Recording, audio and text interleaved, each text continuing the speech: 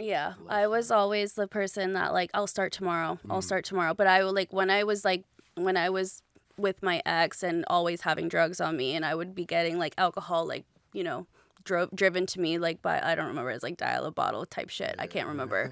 But I always say like, okay, once I get rid of all this alcohol and do all of this, I'll be done. But then it's like gonna still take me a while to keep doing it, right? And then once after the 3 days are done, it's like, okay, now I want more.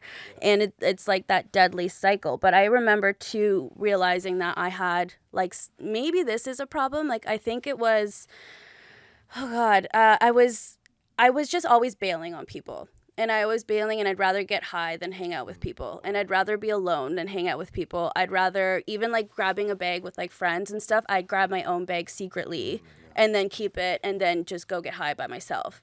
And then I liked it because nobody judged me. Nobody judged the amount I was doing. Welcome to Recovering Out Loud podcast. The opinions expressed here are those of the individuals and not of any organization.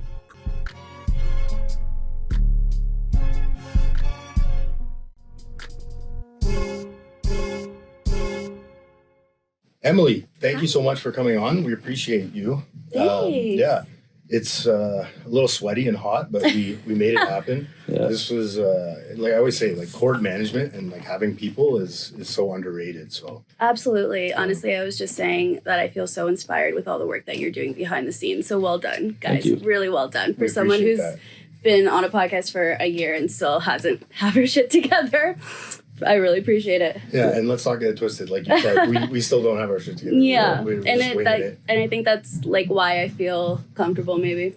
Yeah, but it's nice to have another like-minded person on here. You said that you have a recovery podcast as well, correct? I do, yes. So my recovery podcast is called Talks on the Rocks. I've been doing it. I know the name was actually a tough one because I was trying to think.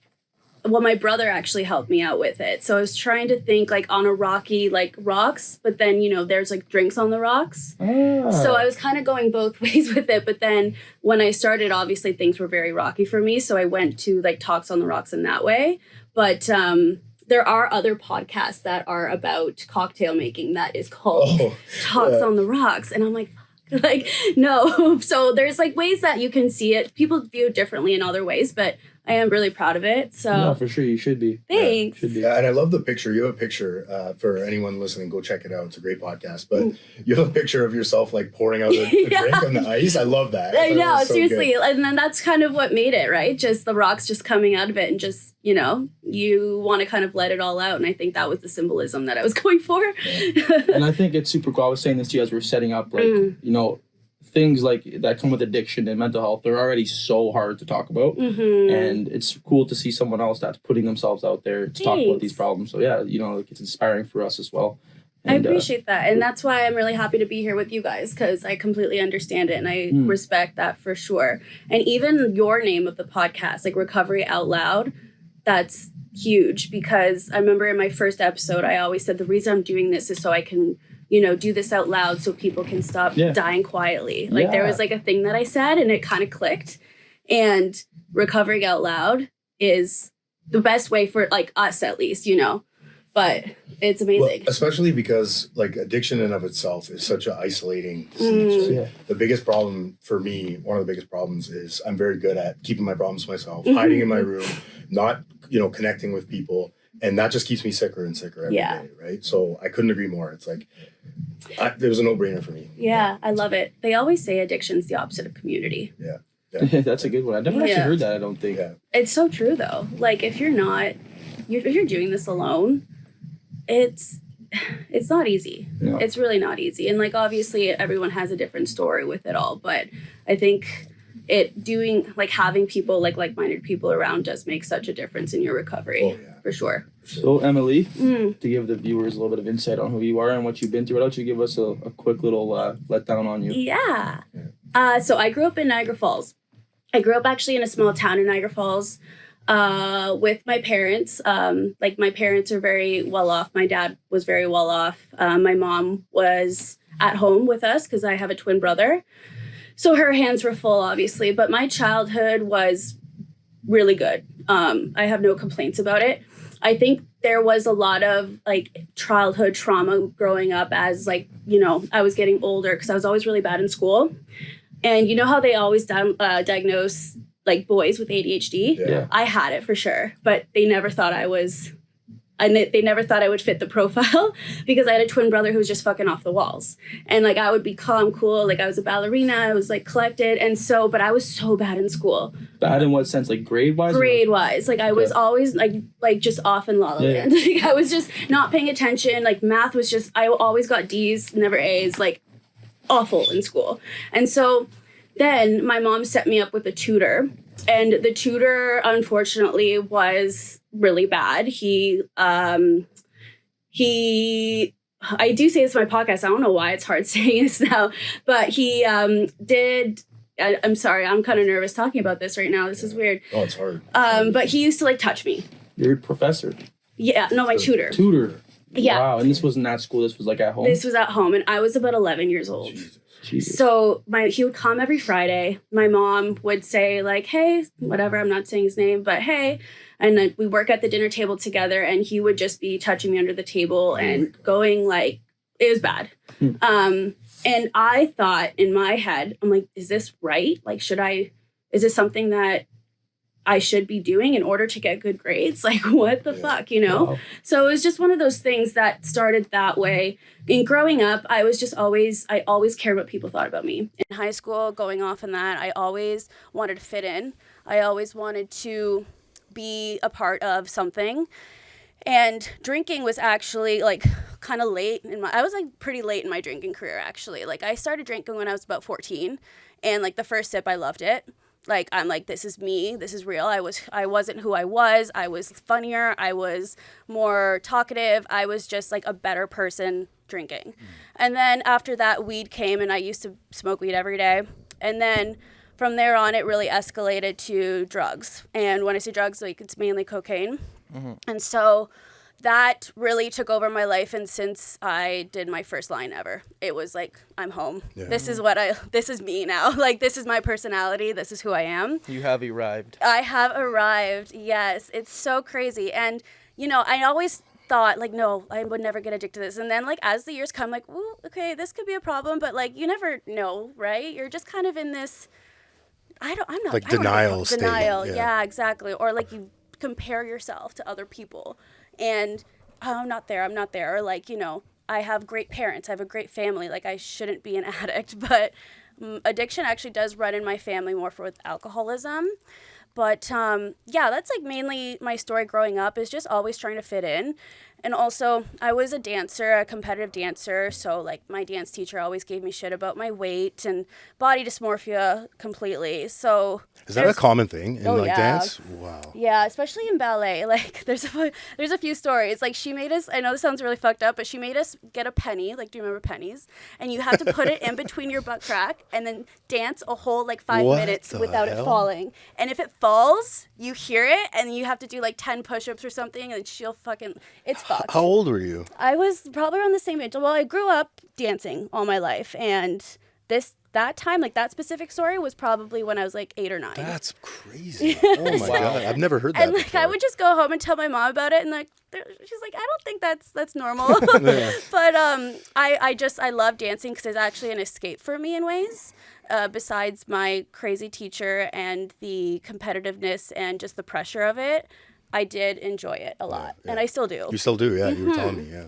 Wow, that's insane. So, like, from a young age, you're already being told you're not right. Enough. You're not enough. Thank you. You're not enough, and that's essentially, you know, they always say, well, one's too many and 1,000's never enough. This is a disease of not enough. Yeah, right? never. One pair of shoes is not enough. Right? Oh my God, never. So yeah, like, what are you supposed to? You know, you're growing up with these like ways of life, these kind of.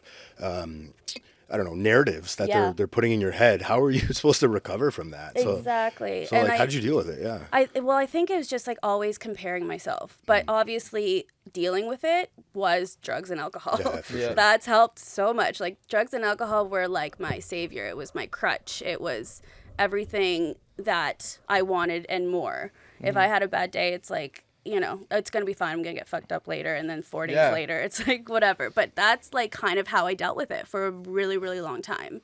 And that's why it took me a while to get sober, because I tried getting sober in 2018. Okay. I went to my first rehab, and I was like it was desperation then for sure. And I was like, okay, yeah, like shit, this is getting tough. Like I remember I came home after like a 4-day bender, and I like was doing bumps in my car, and I came home after a 4-day bender. My parents were sitting down and they found like a little baggie, and they're like, we think you need help. And I literally like went almost to my knees. I'm like, yes, like take me, like I'm so done, like I'm so fucking tired. I'm tired. And that was a lot of desperation there for me. Then moving forward, I was still not ready. I didn't do it for myself. I did it for my mom, my dad, other people, not the right reasons that they always say. It was a tough go for me. So now dealing with, you know, shit that I feel different about, I think it's more of like a spiritual thing, which I really appreciate. If things get hard, I just try to like roll it off my back, but I don't want to drink over things. Like it's not enough to drink, like make me drink. You know what I mean? Yeah. It's like this won't, you know, I always say is like, I have one problem, right? And it's whatever, whatever it is in the moment. For me right now, it's money. Like I have this issue. It's I don't have money. I'm still recouping and recovering from my last bout and craziness and staying at every fucking fancy hotel in Toronto. That's funny story. I'm still paying for that, right? But I have this problem, and it's like I pick up drugs and alcohol. If I decide to do that, now I have 2 problems. Right. Yeah. And then it just multiplies, and it's like it never ends, right? So it's a good for me. Like now that I'm not using drugs to cope with my problems, I was talking about this in the last episode. I use it like when I get like, let's say something's upsetting me or I'm emotional about something. I deal with it by getting pissed off now. Interesting, like anger. Anger, yeah. So I learned this that anger is like a secondary emotion. It's not like, you know, sometimes you will get mad at the beginning, but usually the reason that I get mad is because something is hurting me, or I don't like what's going on. It's fear too. It's fear, right? So then I'll just like, you know, fuck that guy. He's an idiot. That's how I deal with my problems, right? I still think it's better than, you know, putting drugs up my nose. Oh my God, absolutely. And sorry to interrupt. I liked how you said like fear is an emotion, because like people look at that as a problem. It's crazy, but you need that. It's a natural reaction, defense mechanism. Defense mechanism, right? Absolutely. And I think that's like, when I see people, this is inspiring to me. When I see someone like, you know, maybe this person just got told to fuck off. You know, someone just, you're a fucking idiot, buddy. And then the guy just doesn't get mad. Just like he's so emotionally stable and aware of how he feels. It's like, wow, I wish I could be like that guy. It just like rolls off their back. You know, because like right now I'm dealing with some stuff that's like stressing me out about work and money as well. And like, you know, I'm trying to like do this on my own and not have to like rely on talking to my family about everything. I'm trying to be an adult, right? Oh, of course. And it's nothing has to do with anger in the situation, but I'm getting angry about it. You know what I mean? I'm dealing with it by getting mad and being like, oh, it's my boss's fault. It's my dad's fault. You're victimizing. I'm victimizing, right? I do that too. And I'm still really bad with that. And like to like, your self-awareness though is pretty good if you're talking about that right now, you know. Victimizing yourself is always something like that's a coping mechanism for people who are in addiction. Well, I grew up this way, so I had to be an addict, or my dad, like, you know what I mean. And victimizing, I still it's hard. It's really hard, and it's hard to stop, but I think the awareness is there for sure for you, which is exciting. It's hard to look in the mirror and be like, no, this is my fault, and I'm the only one who can control this, right? Versus, it's a lot easier to be like, no, it's your fault, it's your fault, it's your fault. So much easier. So much fucking easier. I blamed everyone but myself. Everyone. Even, like, for my relapses, I'd blame them on other people. Like, I remember being like, oh, I was at, like, a therapy group, and some person gave me a dirty look, and I walked out really angry, so I went and relapsed. Like, stupid shit. Like, just really, like, come on. You didn't have to. And I remember I had a therapist that would always, because I would do that too. I would go out and be like, oh, my mom's pissing me off. My wife's pissing me off. Yeah. I'm gonna go use. I'm gonna show them, right? Show you, and show you all hurt me. Exactly. Thing. And she always said to me, she's like, you're the only one you're hurting when you're doing that, right? Every time you use, you're going out and saying fuck you to yourself. Like that's essentially what's happening every time you use, right? You're killing yourself. Yeah. So so you talked about what happened to kind of bring you into treatment. I was reading, you know, I do this sometimes. I go on Reddit and I look at addiction threads, and people post like what they're going through and all this. And I read this one this morning. I couldn't help but look at it. It was a guy that was about to go into rehab. He's like, I finally made this, you know, decision. I'm scared. I'm terrified. I'm angry. And I was just reading it, and I'm just like, oh man, like I wish I could reach out and hug this guy right now. And I commented something like, you know, it gets better. This is the first step. Like, but when you're going into it, it's the worst decision in your life. In Oh, your mind, absolutely, right? Absolutely. Nobody wants to go to rehab. No one but came on a winning streak. yeah, that I know. There's a song about that. I think it's Jelly Roll. But yeah, no, you're broken going into that, and I think like for me personally, in my first rehab, like I was broken, I was ready, but I was just like, let me get this over with, so I can be good with my parents. Yeah. You know what I mean? I was kind of like, I think I just had like a spiritual awakening in rehab, because I went into rehab at the beginning, and like I think back on this, and I've talked about it with Anthony, friends, my parents. I don't really know. There was no real thing in my head. Like, I didn't go to my parents and say, please bring me to rehab, right? It was just like Anthony said. It was like just like the right time. The right timing happened. I had nothing left. I had no money left, no friends left. I was just like, hey, I need something else besides this. Because I don't even, if I had $10 right now, I wouldn't go to rehab because I'd go get high. But I don't even have $10 right now. So, you know, I got in the back of the truck or the back of the car, and they drove me 12 hours away to go to rehab. And it wasn't until like probably like 3 or 4 weeks. I stayed in rehab for 3 months. Good for you. Good for you. That's huge. It's hard. And it was like probably around the 4-week mark that I was like, oh shit, like, okay, I need to be here. I needed help. This life is starting to get a little bit better. I'm starting to think a little bit better, see more clearly.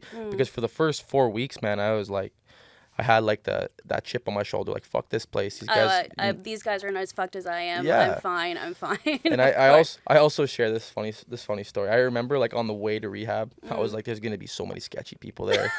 And then I showed up there. I was the sketchy guy. You're the sketchy one. You know? Everyone's fucking glowing and light, and like it's just like, who the fuck are these people? And I'm the one just like outside trying to light a cigarette, being like just shaking. And everyone's like hugging me. I'm like, get the fuck on me! Like, I'm so much better than you. And I was also talking about this with Anthony, and it's sad because like, we're all blessed in the sense where, I don't know your situation, but for me and Anthony, I know our parents sent us to rehab, right? Yeah. We were very lucky. But like, we were talking, like, how can more addicts get help? And it's like, not every addict, like, especially the ones that don't have families that are supporting them, they're completely alone. Like, how do those people get help? Yeah. You know what I mean? Yeah. And for me, like, the opportunity to go to rehab was like, it landed right on my lap, right? But for the people you get to go, right? But there's so many people out there. Like, you think the guy right now who doesn't even have a phone, who only has a toonie to go buy crack, you think that guy's gonna somehow go to a library, get on a computer, and try and book himself into a free rehab? That's never gonna happen. Not to mention the waiting list, and I confirmed this with my wife. Like, to get into a free rehab in Canada, in Toronto, I should say, it's like, I think the waiting time was like 4 to 6 months, she said, or something like that. Wow. I'm not gonna live that long the way I'm going. You know what I mean? Like, well, I need to. Sorry to interrupt, but like, please. if I had that mentality, like, okay, in 4 months I'm going to rehab, let me get fucked up now, and then I'd die. I'd probably overdose and die. That's a good point. If I knew, like, okay, because when I went to rehab, I had this much time. My dad come to my house and he's like, he said, "Okay, you want to go to rehab?" And I'm like, "I guess so." Like, I wasn't really sure if I wanted to go. He's like, "No, like, make a decision." I said, "Okay, I want to go." He's like, I'm like, I need a little bit of time though. Like, give me like a couple hours here to get my stuff ready. He's like, no, like, I'll be back in 20 minutes and we're going. Like, and he was at my house like 13, 14 minutes later. So if you would have been like, okay, we're leaving in 3 days. No chance. The 3 days, I would have, who knows what would have happened, right? And that's a great point you bring up, because like, especially when you tell an addict who's like still, 10 feet deep in the addiction, they're gonna tell you, they're gonna go crazy. Of course. They're gonna sell every last thing they got, and they're gonna go buy every last drug they can get, and they are like, gonna get high. It's gonna be a while. I gotta get this in now. Right. Oh, it's crazy. It's crazy. And I remember that because the 15 minutes I did have where my dad had went back to the house, he probably grabbed some luggage and stuff because he had to stay overnight when they dropped me off. I remember that last 15 minutes. I didn't pack a single thing. I did this. Blindly packed. I just got high off my ass for 15 minutes. Yeah, do you know what I mean? Classic. And it was sad because I don't know if I should be able to talk about this. I was on methadone before I went into treatment, and like, I got onto methadone probably about 8 months before I went to treatment, and my parents, they ended up figuring it out, but like, I would go to the pharmacy in my town to get my drink or whatever, and before we left to hit the highway, it was in the morning, I said, Dad, like, we got to go to the pharmacy.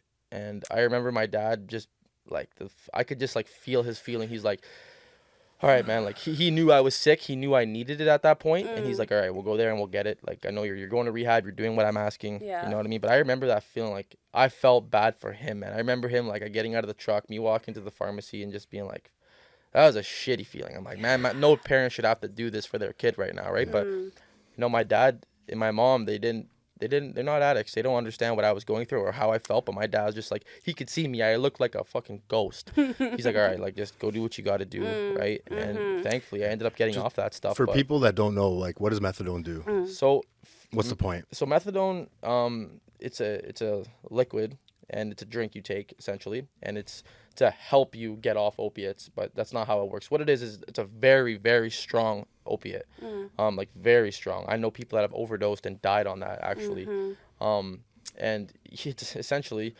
and I'm just gonna say exactly how I feel about it. You go to, this is how it happened for me. I knew people and friends that were on it, right, and I knew the effects of it because I've taken it before I actually got prescribed it, and it would make me feel great. It would get me super high. So I went to the clinic one day. So that's what you wanted. That's what I wanted, right? Love it. I love it. So I went to the clinic one day as a 23-year-old messed up kid that anyone could tell that I was sick, and I asked the lady to talk to the doctor, and within 20 minutes I had my first dose. And then I'd go back every single week, and I'd say it's not enough. They'd bring me up, not enough, bring me up. And I started at 15 milligrams, and when I got into rehab, I was at like 130.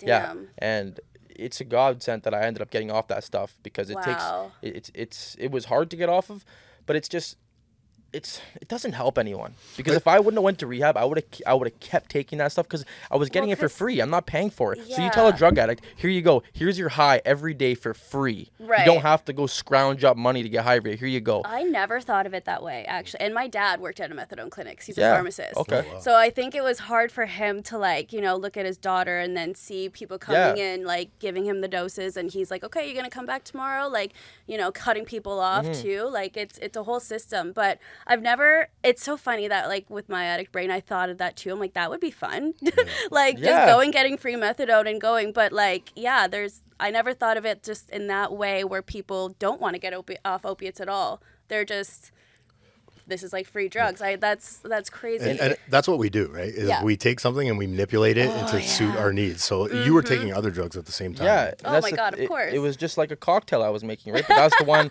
I got every single day. And the one more thing I want to add about methadone that I don't like is that I've seen this firsthand in treatment centers. So it's a prescribed medication, right? So people are going to treatment like I did. I was doing multiple other drugs, but when I got into treatment, when I did my biography or whatever you want to call it, when they asked me all these questions, they asked me, do you want to get off methadone? And I know a lot of people who said no. So they're in treatment, they're getting off all the other stuff they're doing, but they're staying on methadone because it's like how alcohol and marijuana is. It's normalized, right? Because you can go buy it at a corner store, or I could go to the pharmacy and get it legally prescribed to me. So but it's horrible. Methadone is a horrible, horrible drug. And for anyone that doesn't know much about it, Google it, because the effects it has on your body, your teeth. And thank God I was only on it for 8 months. So it was hard to get off of, but it wasn't impossible. But there was a guy that I seen trying to get off of it that was on it for 10 years, and watching him go through the withdrawal. The withdrawal was I felt his pain. It was horrible. He went through 6 sweaters in one day just sweating. He couldn't stand up. He was literally curled up in a ball in the smoker's pit, just curling up, shaking. And the guy ended up leaving. He didn't stay. Course, I think the bit of hope, and I remember that guy actually too.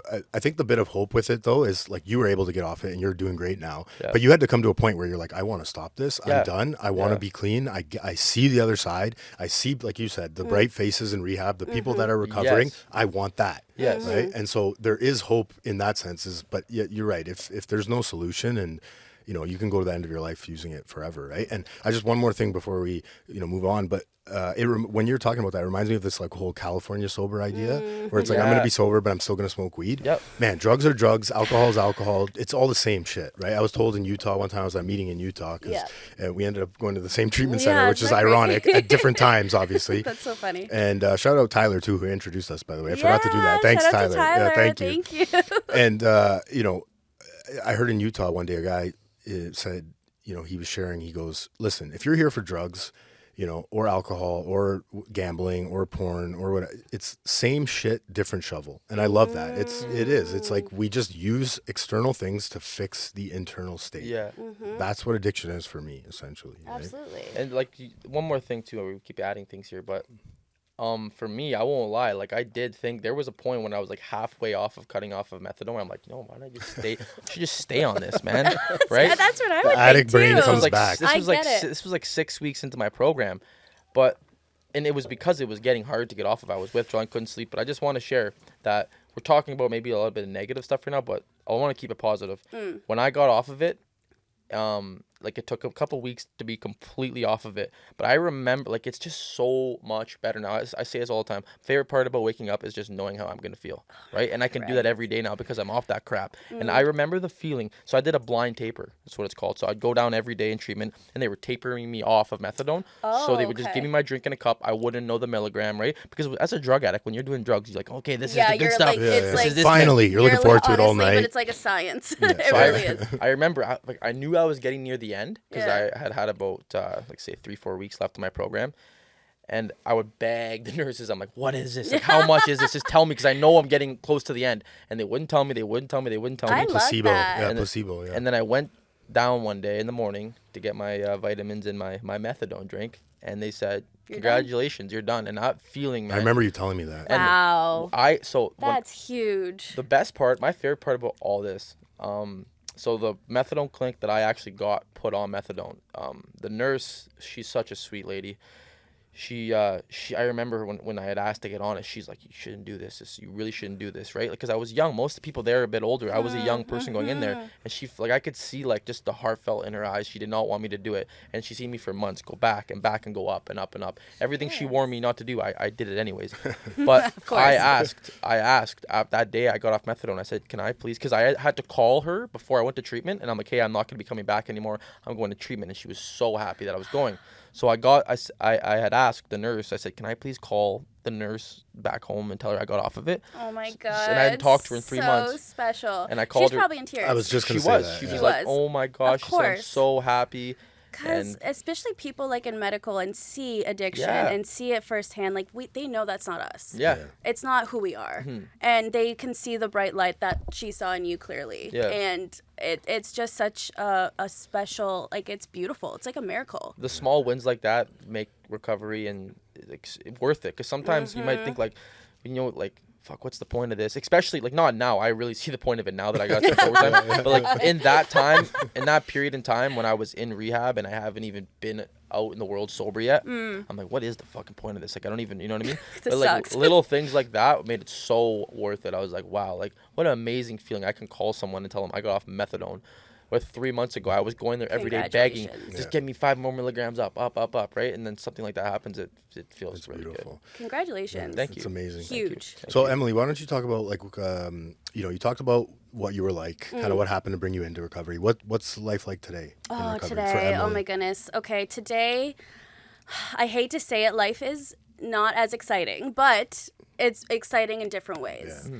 Like I'm living in downtown Toronto for sure. That's when my addiction really started. I was working in the industry, like the bartending industry, clubs. I was, doing like 4-day binges, just like drinking on shift, doing lines in the bathroom. Like it was fun. And I would, I was so young. I was about like 25 maybe, where, I would get taken on yachts and I'd get taken to these nice hotels. And like, I was living that type of dream, but I was fucked up the whole time. And so life today obviously is less than that, but it's just, there's so many more gifts in this. Like my twin brother, he has 2 kids and his wife, they've seen me through shit. And I was thinking about this with your episode with your sister, that it is a family disease. Because I totally remember last time I relapsed, I was like, this has nothing to do with you. Like, it's me. Like, why do you care? And then they're just like, of course we fucking care. Like, are you kidding? So having them in my life again has been a gift. Yeah. And they asked me to be their son's godmother, which is so huge. Like, I was just like, me? Like, what? Yeah. Like, there's days where they wouldn't let me see their kids. So gifts like that that's what keeps me. But also too, like, since like there was a lot of shifts in my first year of sobriety. My mom passed away, which was like the first month of this podcast, or my podcast that I was trying to put out there. So you were sober at the time? I was sober at the time, but then I relapsed.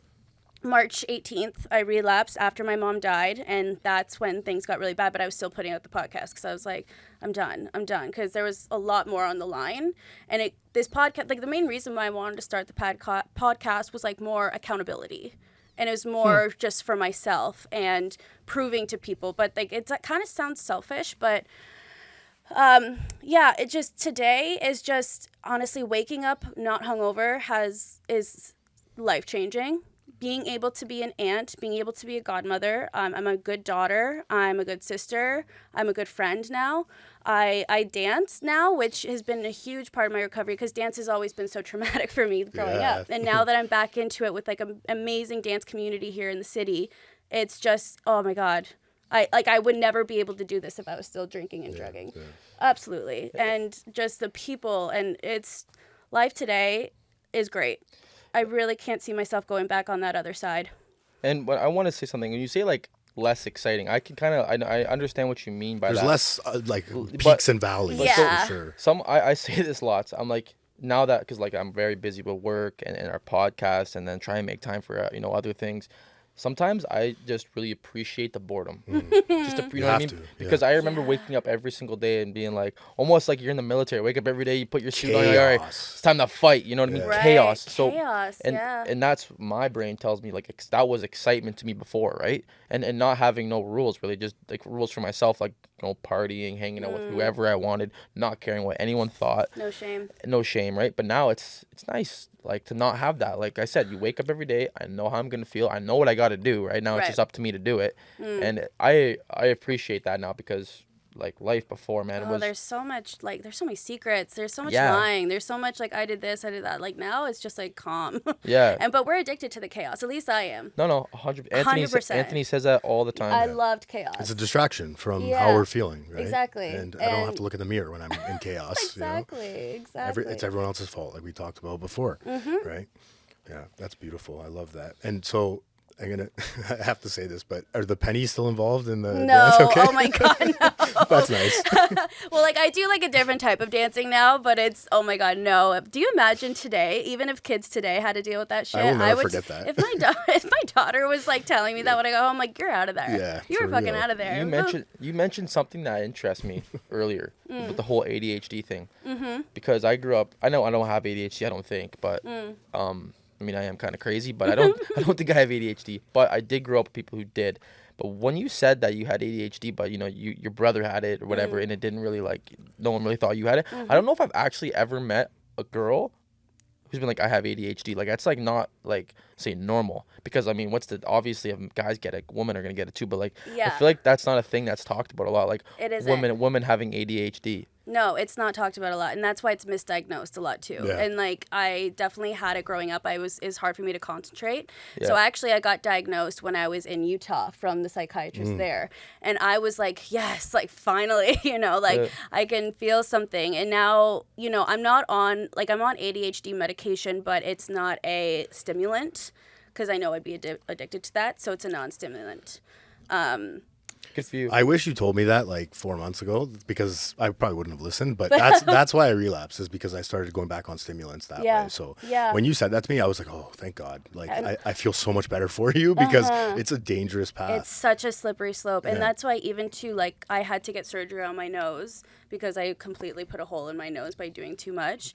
And after the surgery, like, I had to get like a piece of like rib put out of me and then put in there. Like, it was a whole big surgery. Wow. They like were just like, okay, so we're gonna prescribe you Percocets, and I'm just like, as much as I want to say yes, like, I really fucking wish I could say yes, but my mom's right there and she's just looking at me. I'm like, no, like, I'm an addict, like, fuck, you know. And then she's just like, are you sure? Like, she kept on pushing what it. A like, test. Oh my God. That was the most brutal time. And so going back and forth between like Tylenol and Advil, being like in so much pain, I'm just like, you know what? This is going to be okay. Nice. It's going to be worth it. Like, I just know. So I'm grateful that I made that decision. That's a pivotal moment. And when you told me that, I was like, that was you wouldn't be, I fully believe that you would not be sitting here right now if you chose the other option. Absolutely. Because one's not enough. It's like, this feels good. The pain's going away. What would 2 feel like? What would 3 feel like? Right? That's exactly how my drug of choice was painkillers. That's how I got into. I got into a very bad dirt biking accident. Oh, okay. And I ended up. How it starts. Yeah, and like, I'm not blaming no doctors at all. I don't like to choose that path. It was me. The doctor gave me like a 2-week prescription, and I rinsed through it in like 5 days. And it wasn't even Percocets. It was something that was less than Percocets. And I knew a friend that did Percocets, and so it's the same ballpark, right? The painkillers I was taking. So then I went to him, and I remember going back to the doctor and asking, hey, like, can I get some more? I think it was like Tramadol or something it was called. And he's like, dude, I just gave you a prescription like 5 days ago. So the doctor cut me off. He didn't give me anything. It's not his fault. It was me. Yeah. You know, I went in, He could read you. I went balls to the wall with it myself. Yeah. And I'm not saying that doctors aren't responsible sometimes for people's problems, but for me specifically, it was me that did it myself. No one put a gun to your head. No one put a gun to my head. I put the gun to my own head. And yeah, it's a slippery slope with any medications, right? Like, Oh, yeah. I don't know too much about like the whole like some of the mental health medications that they give. I think that they do help a lot of people, but the ones like the one like Valium, kind of like Yeah, that, so right? it is a benzo. Yeah. Right, Yeah, right. Like yeah. because I myself, used to love those. yeah. Good time. And I was taking those as well when I was in addiction, and like Yeah, they're for anxiety. for anxiety. When I was thinking like I was thinking like I could just go to a doctor, tell that guy I got bad anxiety, and boom. Oh yeah, I check right? my doctors all the time. Yeah, we're good at that. Yeah. Oh, we're so good at that. Even in my like deep addiction, when things first started really coming back for me, like I was living alone in Toronto.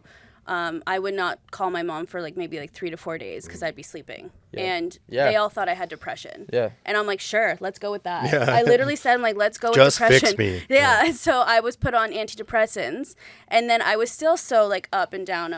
But I'd never told them about my actual drug problem. Like I'm like, you guys, like it's the cocaine, but like, hey, here we are. But I was just like keeping it a secret. But I was manipulating my psychiatrist, being like, oh, I'm so like, I don't know depressed. what's wrong I don't with know me. what's wrong with me. Like, That's so funny, man. it's so fun. I remember having those talks with my dad, like pretty close to the end. I'm like, we were thinking like maybe he got like bipolar. Yeah, Maybe- I was told that too.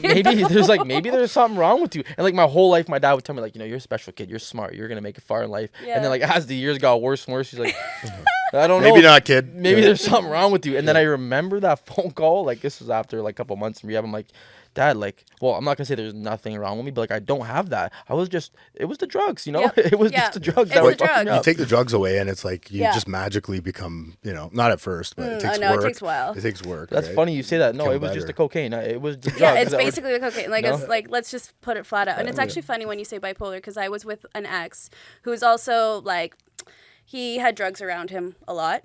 And that's probably why I kept coming back to him, because he had what I wanted. But I was living with him, very toxic, very me using drugs every day without him knowing. And he's like, maybe you're bipolar. Like, why are you sleeping all day and then being crazy at night? And I'm like, because it's the fucking cocaine. Like, come on, bro. Yeah.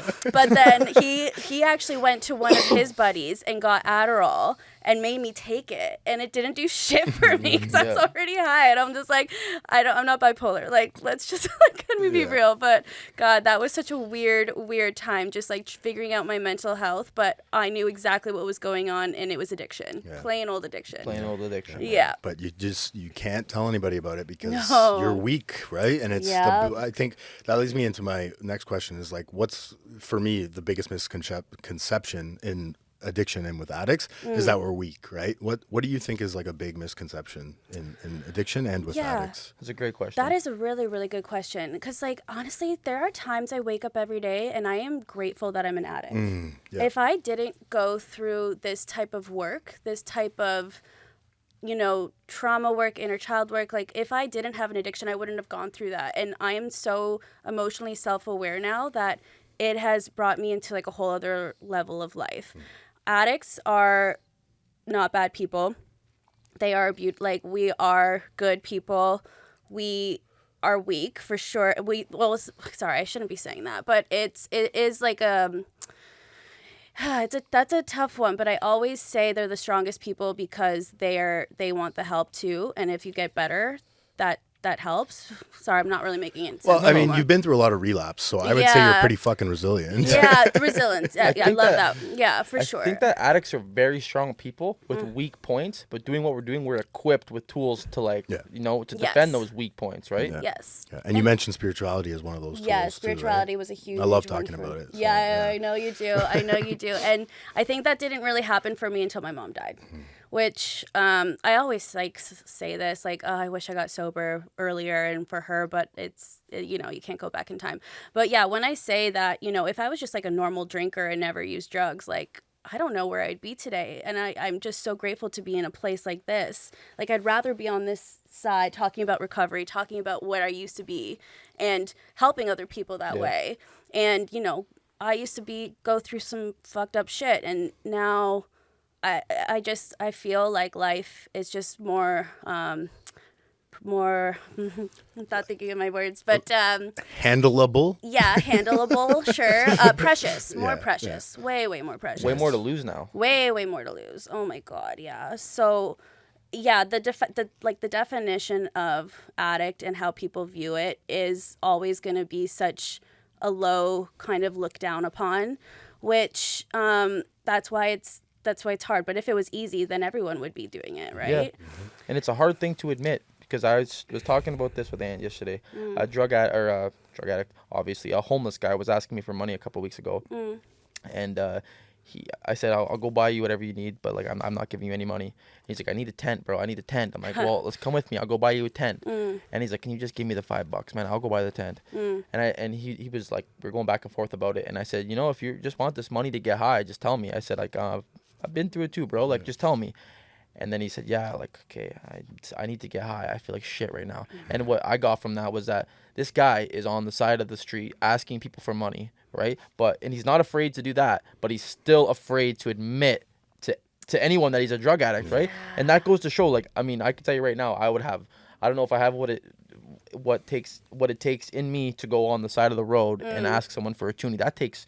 Like, oh God! right? Yeah, but I never thought of it but that way. he still wouldn't admit that it was for drugs. You know what I mean? Until I said, "Hey, man, like it's okay. You can talk to me about it." And then he did it. And when he said it, you could see, like, yeah, man, like, like the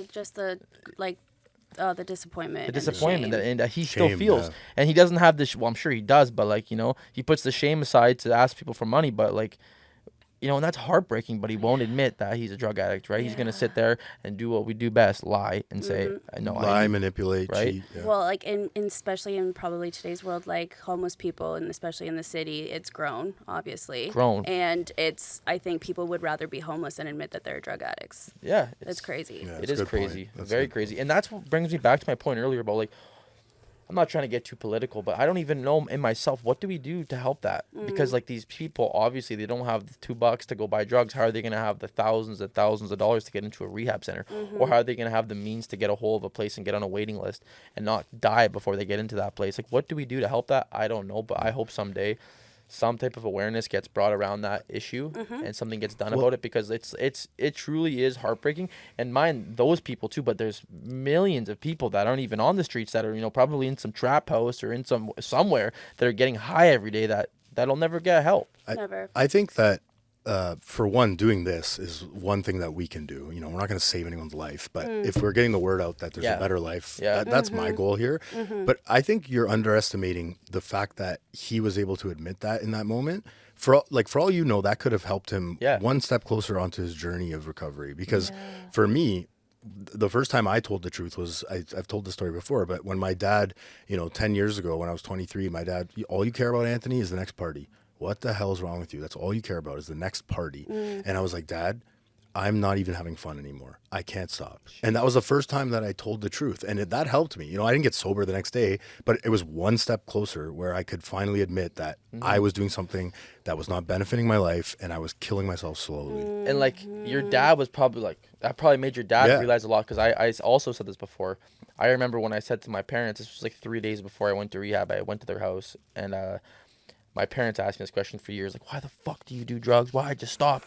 But they don't understand. And I said, Mom, Dad, this conversation we're having right now, this is why I do drugs. This is because I can't have these talks. I can't talk. I can't do anything unless I'm high. To feel normal, I need to be high. And my parents didn't even have, like, they didn't even know what to say when I said that. They were just like, that's not normal. That's not good. You need some help, right? So, but I remember when I said that to them, there was some type of, like, connection there, like, I was just open, I was honest, and I told them how I felt. Because before, I would just give off that vibe, like, I just do fucking, I go to work, I do this, I'm fine. It's a phase. Just a phase, Mom. I just, you know what I mean? But no, meanwhile, I'm doing hundreds of dollars of drugs every day that it's not normal at all. So I remember when I said that, it made my parents, they were thinking about sending me to rehab. They were for about a month before it happened. But I think it happened, things like really happened after I said that to them, like, no, like, I'm not just partying and doing drugs. I'm not just doing drugs on the weekends. Like, I'm doing drugs from the second I wake up. Full time. My day, my morning, my life, everything revolves around me getting high. Yeah. I was always the person that, like, I'll start tomorrow. I'll start tomorrow. But I, like, when I was with my ex and always having drugs on me, and I would be getting like alcohol, like, you know, driven to me like by, I don't remember, it's like dial a bottle type shit. I can't remember. But I always say like, okay, once I get rid of all this alcohol and do all of this, I'll be done. But then it's like gonna still take me a while to keep doing it, right? And then once after the 3 days are done, it's like, okay, now I want more. And it's like that deadly cycle. But I remember too realizing that I had like, maybe this is a problem. Like I think it was, oh God, I was just always bailing on people. And I was bailing, and I'd rather get high than hang out with people. Wow. And I'd rather be alone than hang out with people. I'd rather, even like grabbing a bag with like friends and stuff, I'd grab my own bag secretly and then keep it and then just go get high by myself. And then I liked it because nobody judged me. Nobody judged the amount I was doing. That's a good point, man. And I was like, okay, this might be bad. And I remember talking to one of my oldest friends too. Like I grew up with her, and she kind of had a feeling like I was losing a lot of weight.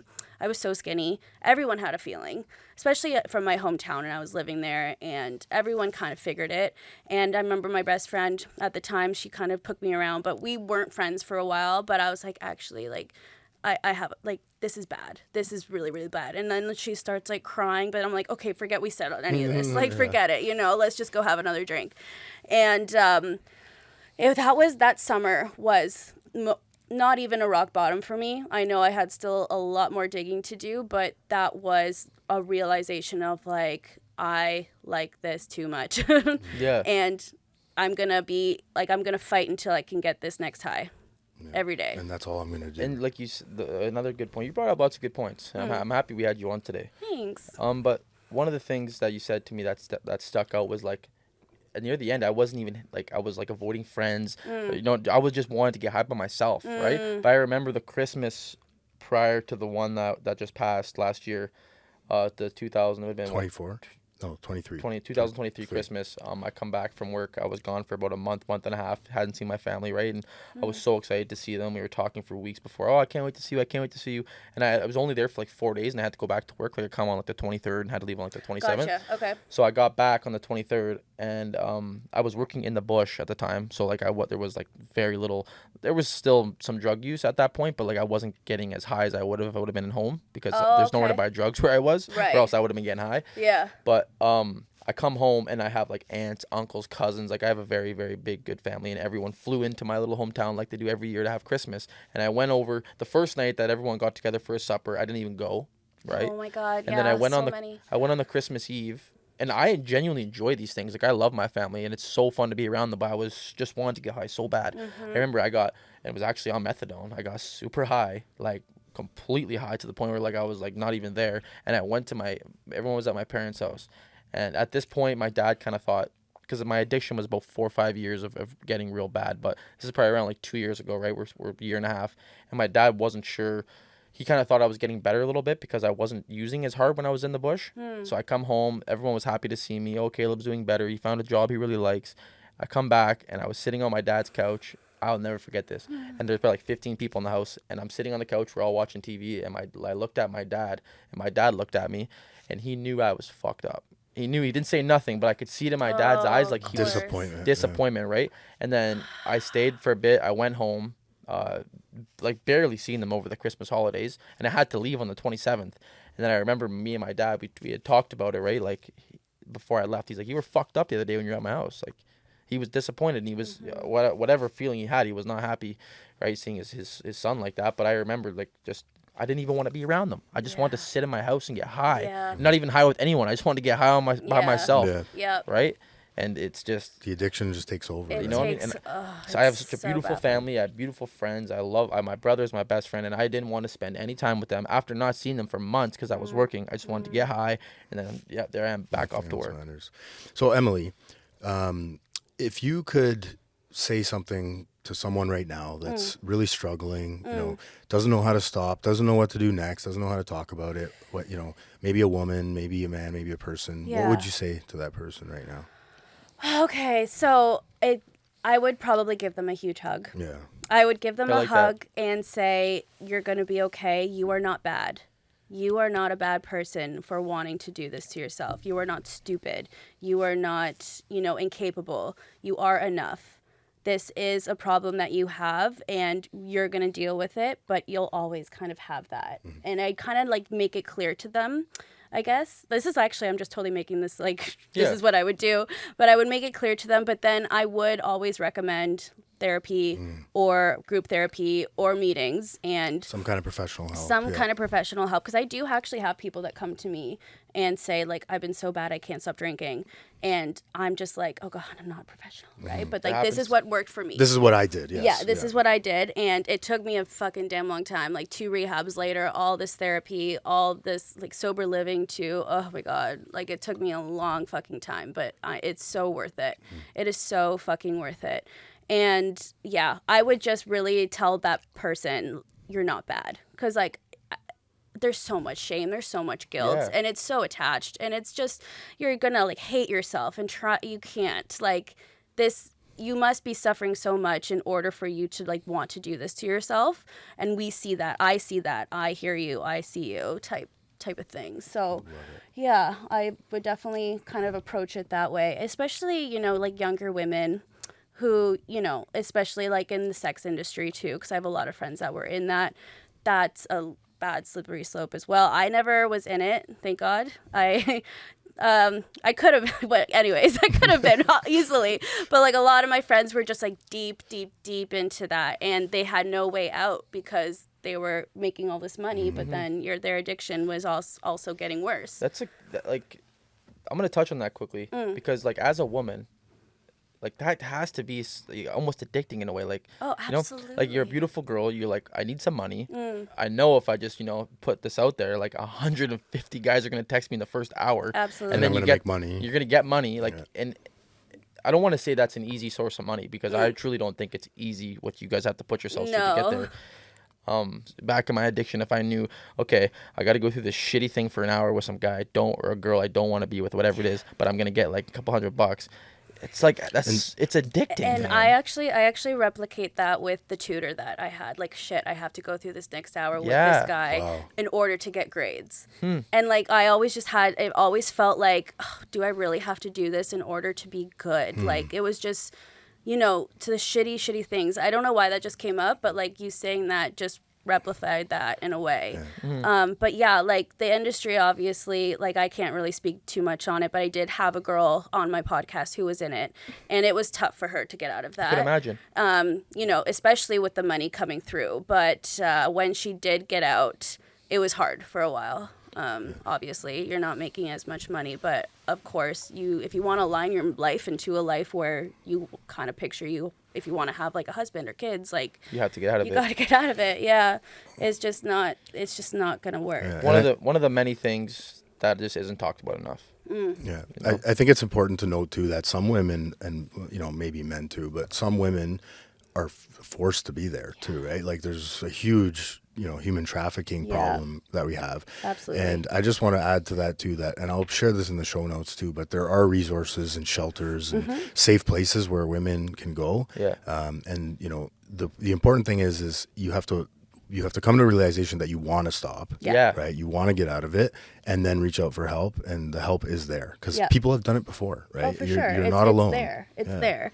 And it's been easier now, I think, for that. Yeah. I had a girl, I was in a sober living house who was in the sex industry as well. And it like looking at her life, I'm like, oh God, that looks hard. Like it just kind of turned me off of it. Like all the shit she had to do. It's just like, does not look fun for me. But yeah, there is a dark side to it. You know, it is not so glamorous as people probably put it off. Like, you know, if you love sex, like why not get paid for it? Sure. Yeah. That'd be great. But no. Your addiction comes in so many different ways. Yeah. And Well, then you just use that thing. Emily, it's been great having you on the Thanks. podcast. Where can we find you? Where can people find you? Yeah, so you can go to my Instagram. It's called @TalksOnTheRocks podcast with like an underscore. You can also follow me personally. It's like the letter M SOURRR.